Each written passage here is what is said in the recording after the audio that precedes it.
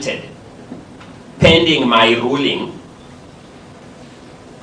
Yes. The upshot of the above is that the impeachment process is halted pending my ruling, and since this is a matter of public interest, the rulings will be delivered on Monday, the 29th of July, 2024. Yes. At page 376 Yes. of that volume is an order of the court dated 29th July 2024, Yes. deferring the ruling to the 20th of August 2024. Deferring the ruling to? 20th August 2024.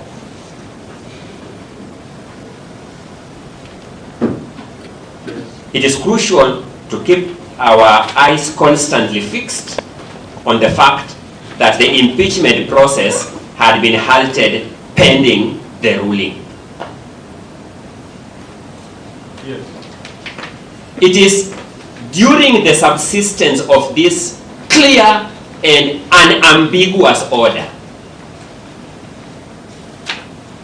Yes.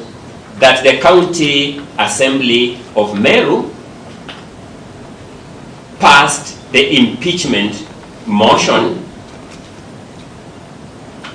Yes. against the petitioner.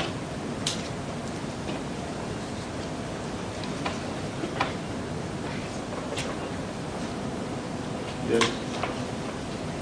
Allow me to draw the court then to the next factual matter, progressing with that. Yes.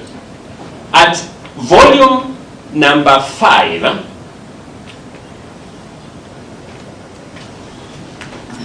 Yes. of the petitioner's documents, Yes. the court will find annexure KM8 Yes. to the supporting affidavit of the amended petition sworn on 23rd December 2024. Yes. And from page 1398, Yes. the court will see all the documents that were filed by the petitioner to the Senate. In fact, let me just put it this way. The entire Annex KM8 are all the documents that were filed by the petitioner before the Senate. Yes. Then the court will, Yes. of volume 5, that is the document called Response of the Governor to the Impeachment Motion. Yes. At paragraph 2 of the governor's response on that page, 1399, Yes. the governor explicitly draws the attention of the Senate to the order of the High Court of Meru, that the orders of the High Court of Meru of 24th July 2024 and 29th July 2024. The governor explicitly draws the attention of the senators. Yes. At page 1414 of volume 5 is the affidavit of the governor before the Senate. Page 1414 is the affidavit of the governor before the Senate. Yes. At paragraph 6 of that affidavit, Just a moment.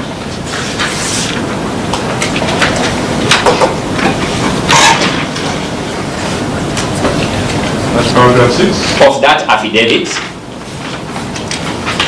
which was sworn on 16th August 2024, Yes. the governor draws the attention of the Senate to the orders of the High Court at Meru of 24th July 2024 and 29th July 2024, Yes.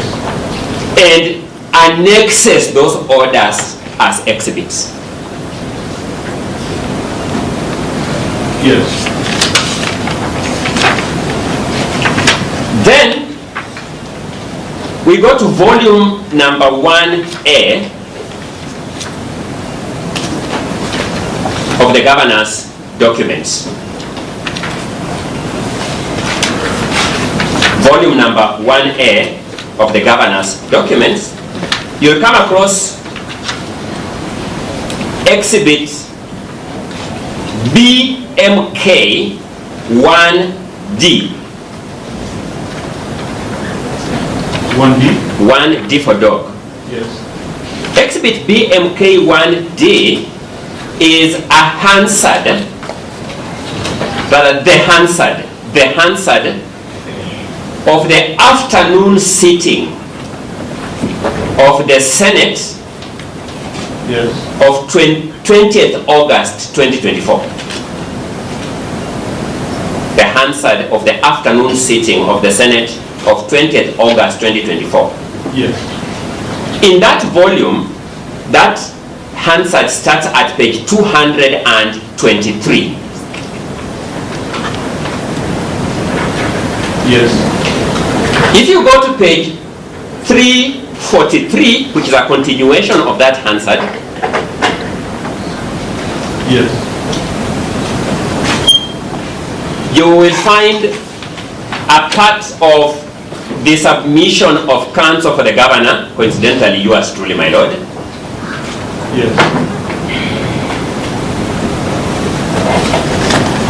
Just a moment.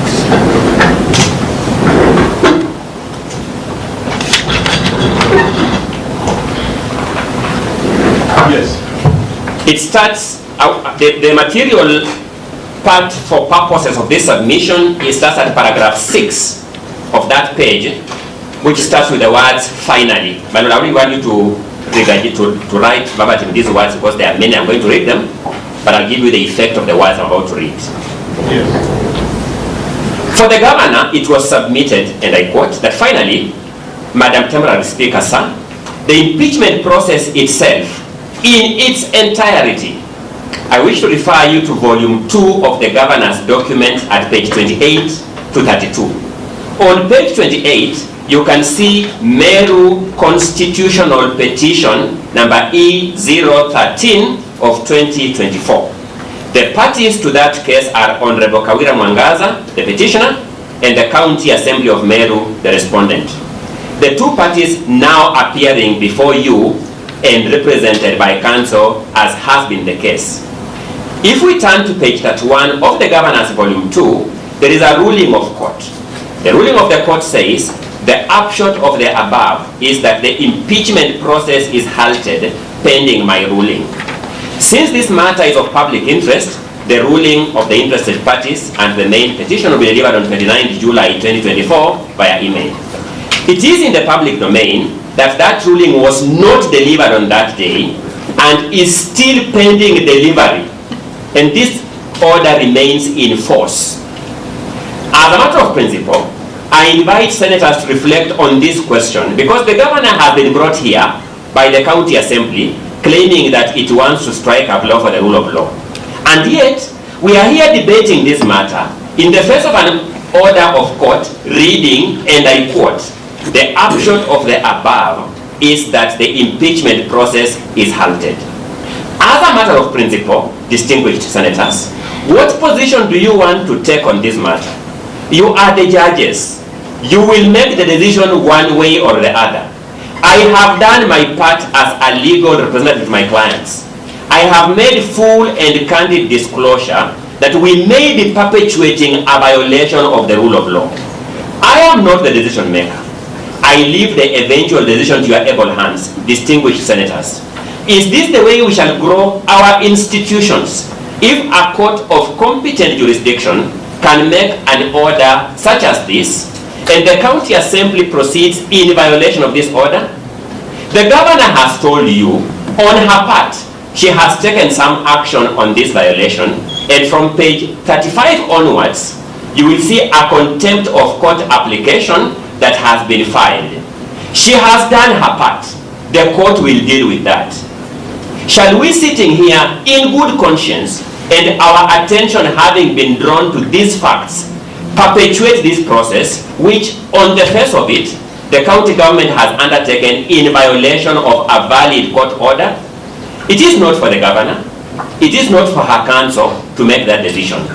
Distinguished senators, the heavier task lies with you to make a decision one way or the other on this question of principle, touching on those specific paragraphs of those specific counts that I've alluded to, and to this impeachment process as a whole, as I have drawn your attention to page 30 of volume 2 of the governor's documents. The point I'm making is this. The Senate's own document, the Hansard, confirms that the governor's counsel drew the Senate's attention to the fact that the impeachment process was proceeding in violation of an order of court. Yes. That is not enough, my lord. At page 353 of that volume, again,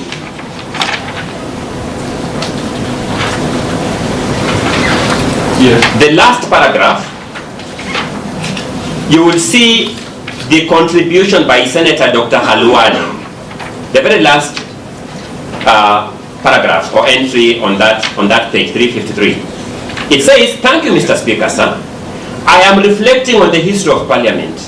If Martin Shikuku, Jean-Marie Seroney, Chelagat Mutai, and J.M. Kariuki were alive, would they have wanted that the chair settles the important issue of the matters in this case that are currently active in court because they are sub judice?" I will revisit the question of sub judice later, but one of the questions that were active before court was this petition at Meru, in respect of which a valid order of court had been issued. My lord, it is in the face of this order in Meru, it is in the face of these filings by the governor, it is in the face of these submissions of counsel for the governor, drawing the Senate's attention to the fact that it was progressing with a process in violation of the court order, that the challenged impeachment motion before you, or the challenged impeachment resolution before you, was reached. Ongoya, just for clarity. Yes. Please go back to that page 354. Yes. The respondents states rules that contribution was out of order. Correct. That's part of the violation of the process, because the respondent is trying to block his attention from being drawn to relevant matters. Think about it, my lord. Think about it. Yes. How can it be out of order for a decision maker like you sitting here to be drawn to the fact that you are breaching the law?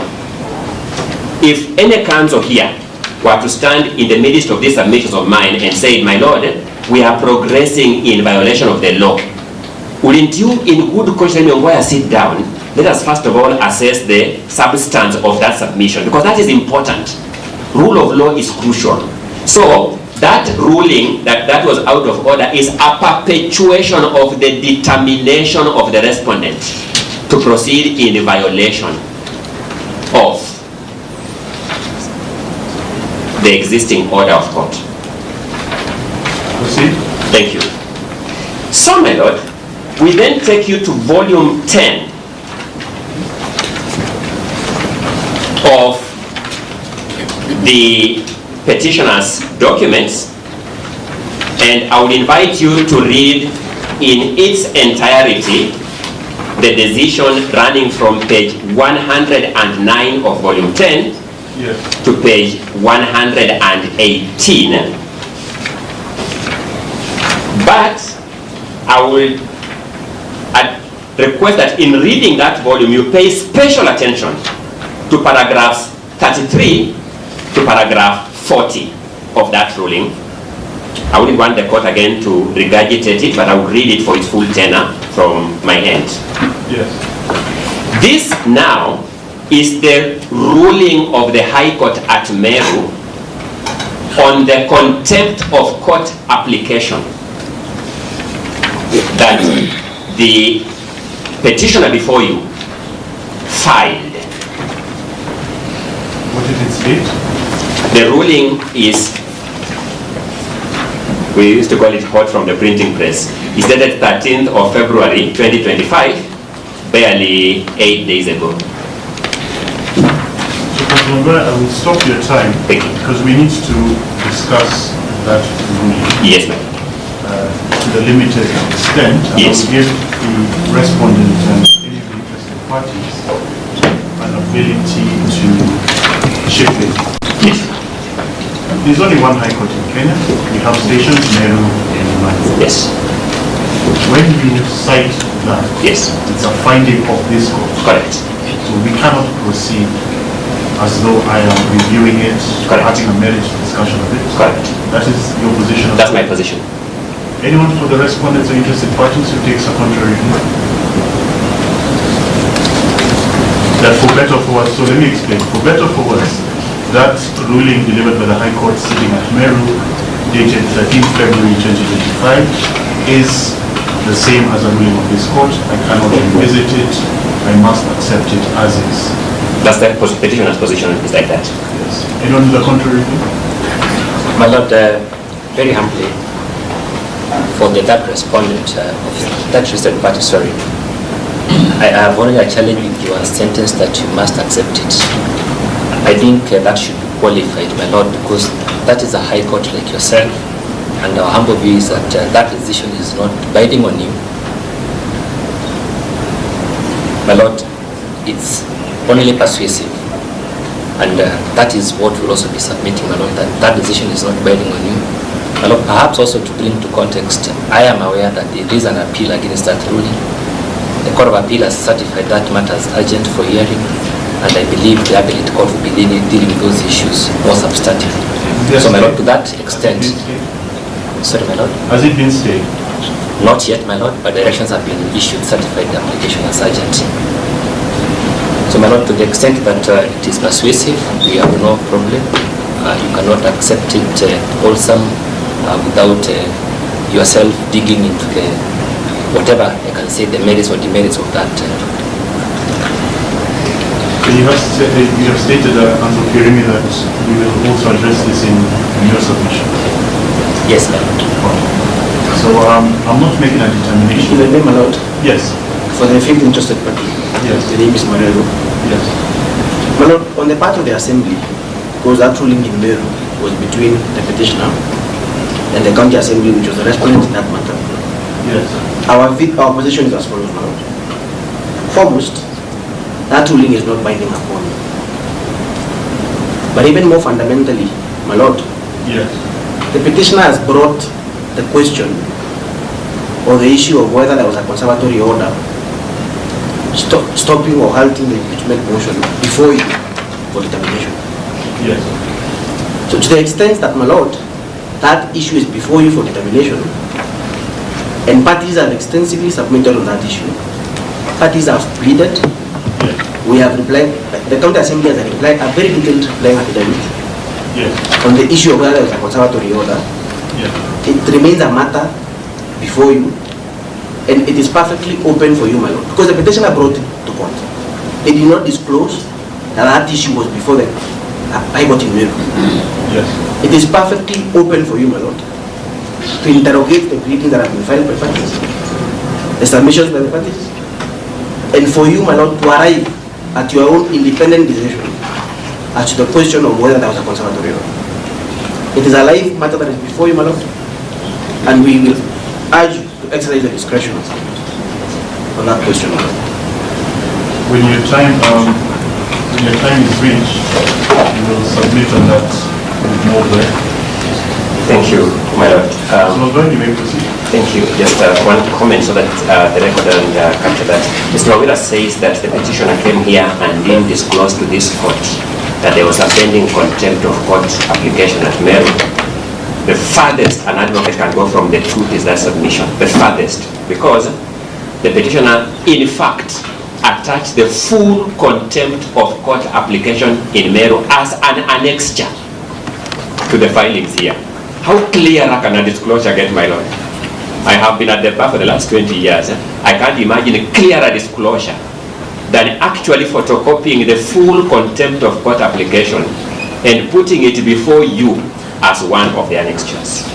And more importantly for me, No, that's not how I do things. Let Counsel finish his point. I'm guided. Yes, Counsel Ongoya. just for completeness of record, that application is to be found in volume number 9 of the documents before you at page number 64. At page number 64 onwards. Order number 2 is that the Speaker of the County Assembly of Meru, I. Bundi Solomon, the Clerk, Meru County Assembly, Jacob Kirari, and Zipporah Kenya, a nominated member, the condemned be cited for contempt of the orders of this court issued on 24th and 29th July 2024 by Justice Linus P. Kassan. It doesn't get clearer than that. Allow me to progress. Just a moment, Counsel Ongoya. Yes, there's an interjection. My lord, the interjection is the issue that the petitioner did not disclose is that a question of the conservatory order was pending in another court. It's not a question of contempt. It's the issue of whether the High Court in Meru, in this court, there is a possibility of these two courts arriving at conflicting decisions on the issue of conservatory order. That is the issue. It's not the issue of contempt. Well, let me progress so that there's order. Just a moment. Your time is not running. Thank you. So I will. This is an important delay because there are certain consequences to the High Court making a finding of contempt, rather allowing contempt application. Those facts, factual basis that led to that decision would then be res judicata.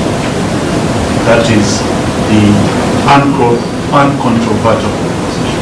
The High Court cannot speak on the same facts, same law, same circumstances twice. That is not open to us. So what I will invite those opposed, I will add a little bit more time so that you're able to canvass that point. Because I do not want, when I retire, for myself to call you back once you have that discussion. So we will have it extensive as to what is the application and import of that recently delivered ruling. You will appreciate, Counsel, that it was delivered just about a week ago, so I could not call you or ask you to comment on it or to file supplementary submissions on it. So we'll have to do that. Counsel Ongoya, your time is back on. Thank you, my lord. Before I progress, I noticed that when we took the quorum, the counsel for the second interested party was not present. Yes. Because my learned colleague Eunice Lumala is present. It's only good perhaps that I put her on the record formally. Thank you, Counsel. Good afternoon, Counsel. How are you? I'm fine, thank you.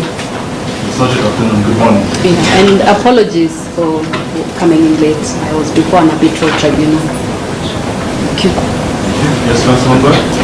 Thank you, my lord. I had already alluded to court that paragraphs 33 to paragraph 40 of that ruling, which is at pages 115 to 118 of volume number 10, are crucial. But I'll read them without asking the court to record that verbatim because the record is before the court. And this is what your brother, Justice Mureithi, observes. The court orders as issued on 24th July 2024 were clear, halting in any way the impeachment process against the petitioner pending the court's delivery of its substantive ruling. However, the respondents on 30th July 2024 proceeded to withdraw the previous impeachment motion and pave way for the introduction of a fresh impeachment motion. However, the orders as issued on 24th July 2024 were still in existence and had not been vacated by the court on application by either party to the suit. The respondent acted in contempt of court by seeking to reintroduce a new motion of impeachment against the applicant. It is the old lesson in Hodkinson's case, Hodkinson versus Hodkinson, Volume 2, 1952, All England Law Reports at page 567, where Justices Somerville, Denning, and Roma taught yet again to obey all extant orders of court, held by Somerville and Roma Lord Justices that it was the unqualified obligation of every person against or in respect of whom an order had been made by a court of competent jurisdiction to obey it unless and until the order was discharged. I draw my court's attention to your brothers highlighting and underlining to add emphasis to the words unqualified and the words to obey it unless and until the order was discharged. Most unfortunately, the rule of law is still under threat close to a century later. Your brother has just made a finding that the County Assembly of Meru is a threat to the rule of law almost a century after the finding of Lord Justices Somerville. Let's circle back. Yes, my lord. Let's circle back. I think it is the preceding paragraph. Yes. A large part of the defense by the respondent and also by the County Assembly is that the initial order applied to an initial motion. Yes. Which was then withdrawn. Yes. And a new motion was filed, and that led us to today. Yes. That finding dated 13 February 2025 Yes. appears to state, Yes. not appears, plainly states Yes. that the act Yes. of withdrawal Yes. and refiling was itself an act. Correct. Correct. My lord. Just a moment. Yes. Just a moment. Yes.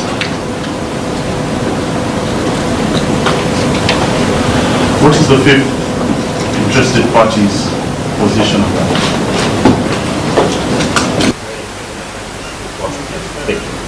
That's fine. Your time was posed a long.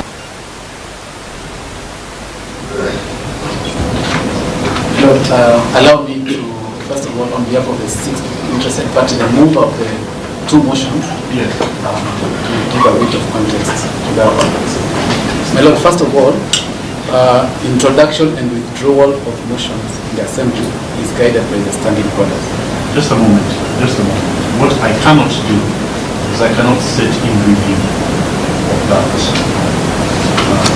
That's a decision. It is a decision of the High Court and the High Court judge. All I need us to agree upon is what is the import of it for the High Court. Can I look at a finding of contempt, because it is a finding of contempt, with respect to the second motion and this one? Just that. What is it?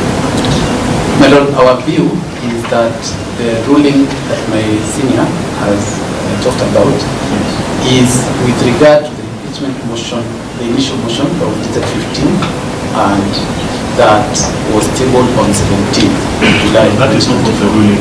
That is what the ruling says. The ruling says the mere fact of withdrawing the initial motion and filing a fresh motion was itself an act. It's plainly said. You will not get another opportunity. What is the question, my Lord? What is the import? Does that bind you? That second motion was in contempt of court? My Lord, for the fifth interested party, Yes. in response to your question, my Lord, the ruling of 13th, that where there's a finding that the act of withdrawal was in contempt of court, as a interested party, my lord, our position is as follows. Firstly, Yes. we will not be asking you, my lord, to review that decision by the High Court in Meru. Yes. We are not asking you to sit on appeal of that ruling, my lord. We are only saying that that ruling, my lord, is not binding upon you. Because this matter is before you for determination. And perhaps, my lord, it might help that in our submissions and even in our replying affidavit, Yes. we contend that the petitioner has sustained 2 petitions and that there are some aspects of this petition that are sub judice, the petition in Meru. Such that, my lord, if a finding is made in Meru, the petitioner, by sustaining similar issues in these 2 petitions, is applying that decision here. And, my lord, she cannot benefit from that mischief. And that is why, my lord, we are saying she has come to court with unclean hands. That the High Court in Meru is seized of some matters which are equally seized with, my lord. And this matter is now before you for determination, my lord.